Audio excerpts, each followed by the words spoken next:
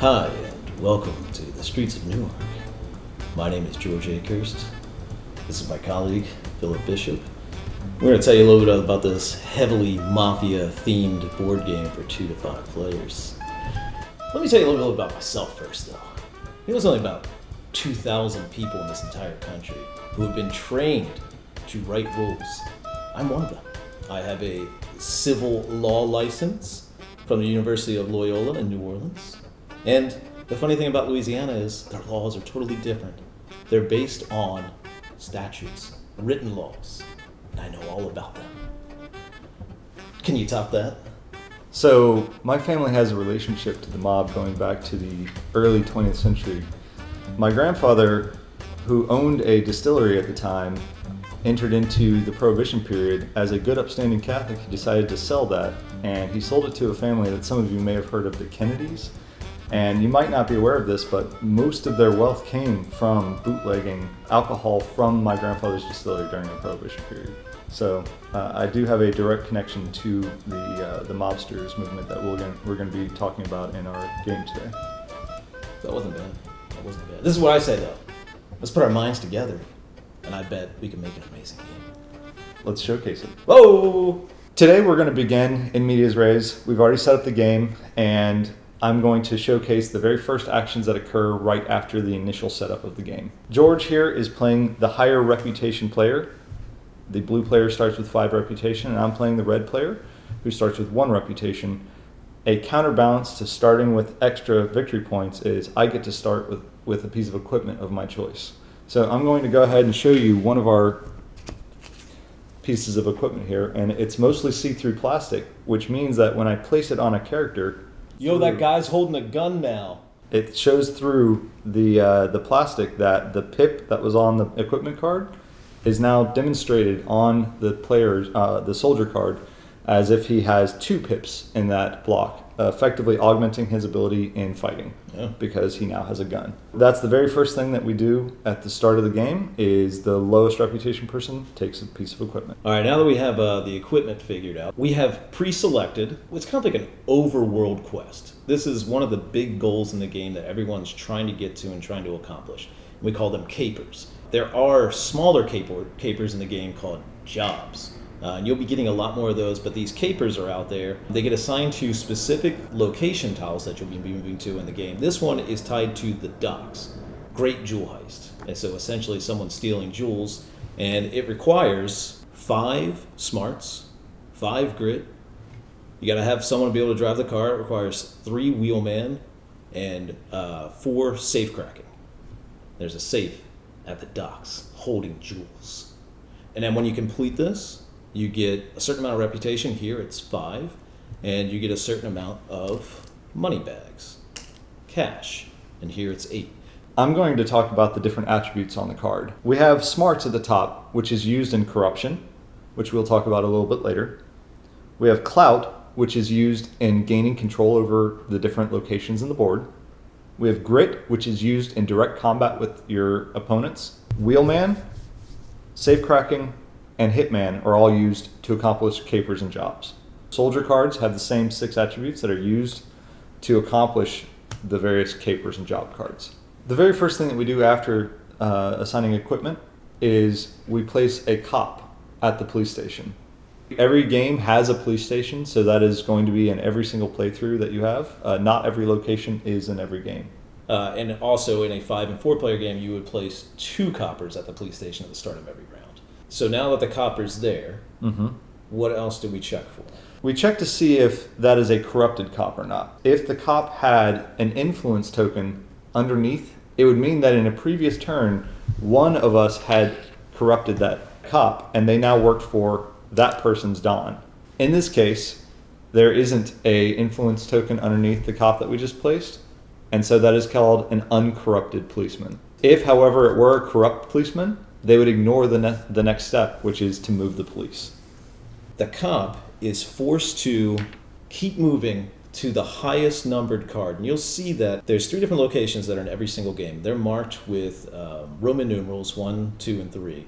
In a 2-player game, Arabic numerals 1 through 6. You would have to move to, right now, to the highest number that borders this, that's adjacent to it. There's a 3 and a 1, so it has to move to the 3. And then continuing on, just to play this out, it would then move to the 6. Then it would move to the 4, back to the 6 again. And it would be stuck in a loop, jumping back and forth between those two for the entirety of the game until someone corrupts it or kills it. Now, each one of those moves would only occur once a turn, so that would be 3, 4, 5 turns into the game. Yep. Games only last about 8 turns. Now, each one of these cards in my hand, there's 9 of them, correlate to one of the locations. And what we're going to do now is each of us has 3 lieutenants, and they're marked on here 1, 2, and 3. And what you're going to do is you're going to assign them secretly to 3 different locations. We're eventually going to reveal these simultaneously. All the players at the table, even a 5-player game, you reveal them simultaneously. And then it makes it so that everyone's taking their turn at the same exact time. It really speeds up a round. One of the things that we've attempted to do is to engineer the game to remove those dead spots in most games that you play, where it's one person's turn for 8 minutes and then it's the next person's turn. We really tried to make it a fluid, quick, dynamic play. So now what we just did by placing our 3 meeples onto these 3 different locations, there's actually a lot of strategy behind it. There are 5 different ways to win the game. And what you're doing is you're making assessments constantly, and you're striving to get to one of those 5 paths. So for instance, like the Great Jewel Heist. If you want to do that, you'd have to go to the docks. That really helps you get reputation, which is one of the ways to win. Another way to win is by corrupting officials. So you would want to move to the different Roman numeraled special locations that house the 3 officials in order to corrupt them, in order to move your corruption track forward, as well as get the special ability of the official, which we'll talk about later. Any of these tiles that has a Arabic numeral in it, none of the Roman numeral ones, you can actually have your family exert their influence over it and eventually own that property. Once you do that, it puts you into one of the 5 paths, which is called control. Mm-hmm. You can pursue all 5 paths simultaneously, so it's not like any one of them cuts you off at any given time, right. But you're probably going to want to concentrate on one at a time in order to beat everyone else to it. That said, if you do play a mixed style to get the benefits of the other play styles, it's not the worst idea to have a little bit of everything, because at any moment you could probably catch up to a victory by pursuing something that everyone else is ignoring. And we intentionally put aspects in each one of them that kind of flow into the others, kind of like a very synergistic. Yeah. For instance, you corrupt cops. Once you corrupt them, they fight for you. So now if you're trying to get a military victory or get trophies by killing people, other people like this guy right here, he's dead. He's going to die. Well, when he dies, I'm going to get a trophy.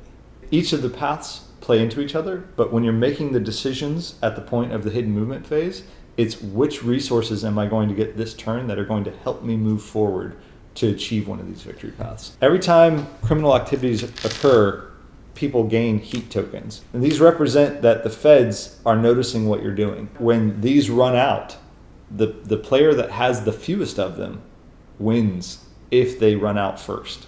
You don't necessarily deplete heat in every playthrough, so don't think that's the primary way to win the game. In fact, it's kind of the time limit of the game. It keeps games from dragging on too long. Yeah. We've both made our selections already. We've both identified which meeple is going to which location, and so we will reveal those locations now. Simultaneously.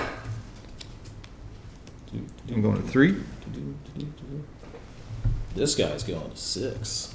Excuse me. I'm going to I, Roman numeral I. So now, this is fun. We resolve all of the Arabic numerals first. So we go from 1, and in this 2-player game, 1 to 6. So lowest to highest. So after we're done with those, then we'll move on to Roman numerals. So is anyone at 1? None of mine. Okay. So then, is anyone at 2? I have no one at 2, but I believe you I do. have someone at the docks. And the reason I went there was I wanted to show you that I'm pretty sure, I haven't done the math yet, I'm pretty sure I can't do this guy on the first turn. But let's see. So that is this row of guys that are underneath my second lieutenant, This is my crew. I've got 3 members in there. And I need, let's see, do I have 5 grit? 1, 2, 3. I've only got 4 grit. Oh, I'm sorry, 4 grit. I need 5 smarts. I've only got 4 smarts. So I'm already not able to do either one of these. And then if you look here, these are a little bit rare. Like these are pretty much primary attributes, and then these are like skills. None of my guys have those skills. Except for that guy. Except for that guy. That guy's badass. So, in any case, I can't do this. What I can do, I've got this job here, similar to a caper again, but smaller, on a smaller scale. I'm going to go blackmail somebody, okay? And when I do that, I just have to do a threshold check, make sure I have all of the pips on that crew, and I do. So someone just got blackmailed at the docks. As a reward, I get this and this. You always have the option, and there's no threshold check, you can always shake somebody down a location, because you're in the mafia. And when you do that, you garner 1 cash monies. That's in case you don't have jobs available either through not having drawn them or not having the requisite skills to achieve them. There's always some way to keep your economy going. So the shakedown mechanic is available for any lieutenant at any location. You can see on the docks location, there's 2 different card backs on there. The green one for soldiers and the silver one for equipment. So what I would do is I would actually draw 1 green card, which I can play at any time if I pay its cost. And this one cost 1, so I could actually add him to one of my crews if I wanted to. The equipment's cost 1 or 2 depending on how many pips there are. So in order to attach this, I'd have to pay 2 cash bag monies for the 2 pips. And then I would attach to one of my guys. My first crew that I'll be resolving is going to location 3, which is the distillery. The reason I'm going there normally would be to corrupt the police officer there, but I don't have any dirt yet. So one of my first objectives is to gain some dirt. I look at my crew, and between them they have 4 smarts, the top left attribute on their card. So at that location, I'm going to gain 4 dirt and put it into my play area. All right, well, 2 of our meeples ended up at location number 6, the loading bay. And when that happens, there is potential for conflict. My family has the highest reputation right now at 5. Mine's at 1. Now it's my option right now as the highest reputation family's lieutenant at the location. I can opt to retreat. So I don't want to fight. If I don't want to lose soldiers in this war, I can just come on back home. However, in doing so, I would immediately get 1 trophy for free. So it would be putting me 1 point closer to the military victory. And you only need 15 of those to win. So that's a huge gift. So neither of us choose to retreat, which means that we are now going to engage in war. It is this family or this lieutenant for me. Which one is it for you? Oh, just this one with 4 guys in it? Yep, mine's got 4 as well. Does that guy have a gun still? He's got a gun. That's correct. That sucks. What do they say? Never bring knuckles to a gunfight? I never heard that in my life. The very first thing that happens is the player with the lowest reputation, and if that is not obvious, if there's a tie, it's resolved randomly, has the option of identifying their target. Now, the reason we have this in there is in case there's a melee of 3 or more people at the same location. Because it's just the 2 of us, it's not a problem. But I'm obviously going to target you. And I'm going to then choose one of my 4 soldiers, and they're going to deal damage equal to their grit. In this case, I'm going to start with the guy with the gun. That's not cool. And so, because he's an actual card, he turns sideways to represent that he has produced damage. How much is that? It's 2. All right.